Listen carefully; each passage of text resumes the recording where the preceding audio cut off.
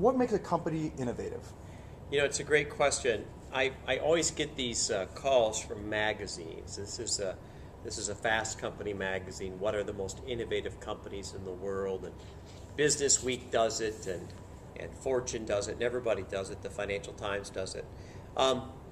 It's an interesting question because when we start looking at the list of these companies that people select, and whether it's CEOs selecting the top 3,000 companies, or whether it's senior officers selecting the top 2,000 companies, or biotech magazines, you know, like Red Herring or Industry Standard, technology publications picking them. It's very interesting because when we start looking at companies like Apple Computer, which is a design innovator and has a business model innovation, of course, which is what iTunes is, or we look at something like Google, which has a very interesting business model about how the innovation gets paid for with the idea of advertising, that the advertiser pays for the search, or whether we look at things like our friends at IBM, which still have the most high quality patents in the world, or we look at things like Walmart makes the list, for supply chain and inbound logistics, but in the same SIC code,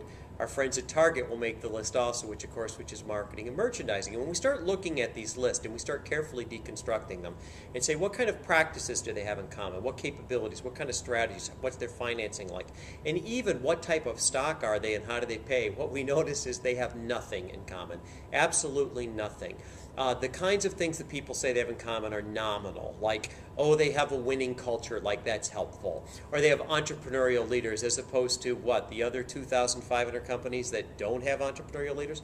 So what's interesting is when we study these kind of lists, they're more than just beauty contests. What they really tell us is that innovation is very context specific, and it's very different depending upon what industry you're in, and it's very different depending upon what type of value proposition that organization creates. So for example, if I'm investing in Goldman Sachs, I'm looking for a very specific type of innovation that pays profitability in a very short time period, what we sometimes call market or compete forms of innovation. On the other hand, if I'm investing in a company like Facebook, or I'm investing in some kind of an education company, I'm looking for the concept of knowledge development, and I'm looking for long-term capability development.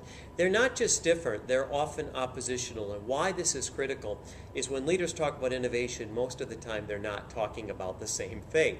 And the problem with that, of course, is that forms of innovation often displace other forms of innovation. So if you think about a form of innovation, let's say a high-end consulting firm like McKinsey & Company, which spends an enormous amount of time and money training 2,000 of the smartest strategists on the planet, it takes a long time to do that. So the short-term NPV, or net present value, of doing that is actually negative.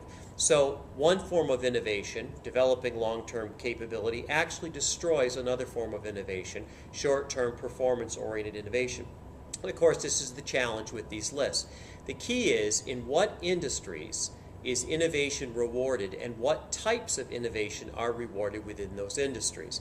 That becomes key to the list. What's also interesting is when you look at the cumulative annual growth rates of most of these lists, they're actually below the growth rates within their individual segments and markets.